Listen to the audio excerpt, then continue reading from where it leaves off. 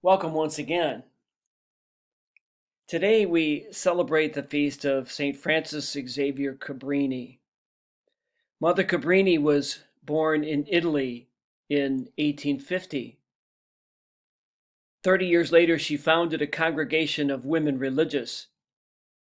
She petitioned the Pope that she and her sisters could be sent east, could be sent to China to do missionary work there.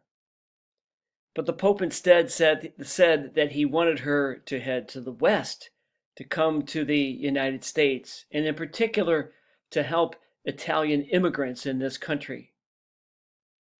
Eventually, she established 67 schools, hospitals, and orphanages in this country and in several other countries around the world.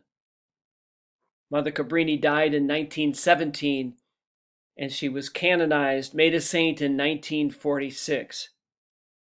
And what's I think of special significance about her is that St. Francis Cabrini is the patron saint of immigrants.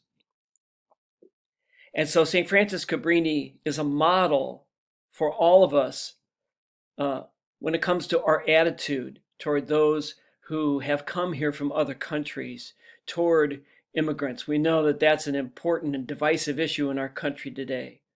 St. Francis Cabrini gives us an example of how to deal with people who come to this country from other countries.